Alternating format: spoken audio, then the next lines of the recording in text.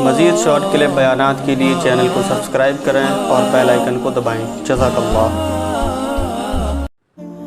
ٹوٹی ہوئی چیزیں مختلف چیزوں سے آٹے سے بھی جوڑی جاتی ہیں، کیا خیال ہے بھائی؟ آٹے سے جوڑ دو، رسی سے باندھ کے جوڑ دو، ٹیپ سے جوڑ دو۔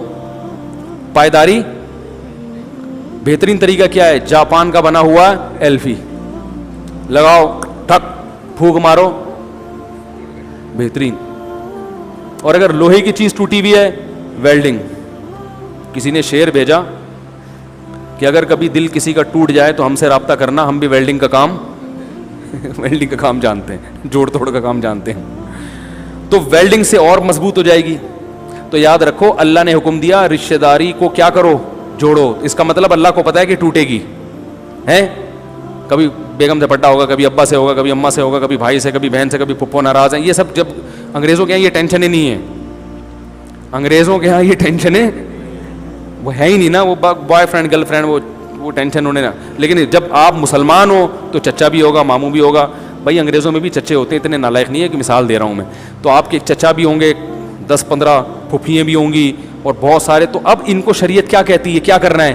جوڑنا ہے۔ تو جب یہ ٹوٹیں گی تو جوڑنے کے لیے جو سب سے بہترین ایلفی ہے مارکیٹ میں وہ پیسہ ہے۔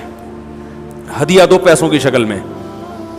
کوئی 1 سال سے بھائی ناراض ہے نا، آپ ہدیہ دینا شروع کر دو پیسوں کی شکل میں، تو وہ تعلق کیا ہو جائے گا؟ آج کل لوگ خالی خولی کی معافیاں، حج سے پہلے معافی مانگیں گے۔ بھائی میں نے کسی کا بھی دل دکھایا ہو، بہنوں کی وراثت ہڑپ کر کے بیٹھا ہوا ہے، طارق روڈ کی 3 دکانیں کھا کے بیٹھا ہوا ہے، ابا سے کبھی تمیز سے بات نہیں کی، اماں کا دل ہمیشہ دکھایا، بیگم سے کبھی اخلاق سے بات نہیں کی، اور بہت سارے حقوق ہیں توڑ تاڑ کے بیٹھا ہوا ہے۔ حج پہ جانے سے کہا بھائی میں نے شب برات ہے کسی کا دل دکھایا ہو، تمام لوگوں سے معافی، معاف؟ انہوں نے کہا ہاں معاف۔ تو یہ جو ابھی جڑے ہیں نا، یہ ایسے جیسے آپ نے آٹے سے جوڑ دیا، ٹھیک ہے نا؟ یہ کس چیز سے جوڑ دیا آپ نے؟ آٹے سے جوڑ۔ یہ کسی بھی وقت دوبارہ ٹوٹ جائے گا۔ مجھے ایک صاحب نے کہا شب برات کو میسج آیا کہ میں نے کوئی دل دکھایا ہو تو آپ معاف کر دیں۔ میں نے کہا 500 روپے میں معاف کروں گا، میں 500 روپے ڈالو۔ انہوں نے کہا نہیں پیسے نہیں ہیں۔ میں نے کہا پھر جاؤ، پھر یہ ٹوپی ڈراموں کی ضرورت، مزاح کر رہا تھا ان سے، پھر یہ ٹوپی ڈراموں کی ضرورت۔ بھائی اگر دل دکھایا ہے تو جو دل دکھانے کی ریزن ہے اس کو دور کر دو۔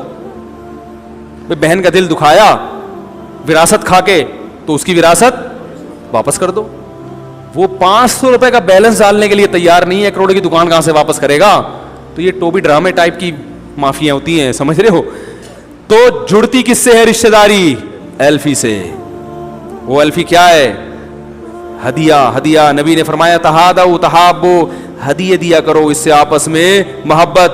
تو آپ اس لیے پیسہ کما رہے ہیں کہ یار بہن کو بھی کھلاؤں گا، وہ بھی خوش رہے گی، بیوی پہ بھی خرچ کروں گا۔ بیگم بھی آج کل جب ہی سیٹنگ پہ صحیح طریقے سے تمیز سے چلتی ہے جب تھوڑا سا اس کو خرچ کرتے رہو، ٹھیک ہے نا؟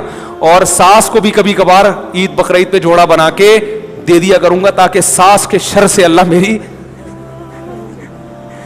شر تو نہیں ہوتا بیچاری، یعنی اس کی محبتیں اور ملتی رہیں مجھے۔ تو اس نیت سے پیسہ کماؤں گا کہ کیا ہوگا؟ رشتہ داروں پہ خرچ کروں گا، غریبوں پہ خرچ کروں گا۔ حدیث میں آتا ہے ذهب اہل الدثور بالاجور، دولت مند اگر صحیح طرح سے زندگی گزارے تو وہ غریب سے آگے نکل جاتا ہے، لیکن پھر بھی دولت مند جہنم میں زیادہ جائیں گے، اس لیے کہ کم بخت دولت آنے کے بعد یہ تمیز سے زندگی گزارتے نہیں ہیں۔ اس لیے غریب لوگ پریشان نہ ہو کہ یار یہ تو ہم سے آگے نکل گئے۔ آپ شکر کرو اللہ نے غریب بنایا، گناہ کی طاقت ہی نہیں رکھی، آپ کے جیب میں پیسے ہی نہیں ہوتے، گٹکے کھانے کے پیسے نہیں ہوتے، وہ چرس کہاں سے پیے گا؟ مفتی طارق مسعود صاحب کے مزید شارٹ کلپ بیانات کے لیے ہمارے چینل کو سبسکرائب کیجیے اور بیل آئیکن کو دبائیے۔ جزاک اللہ۔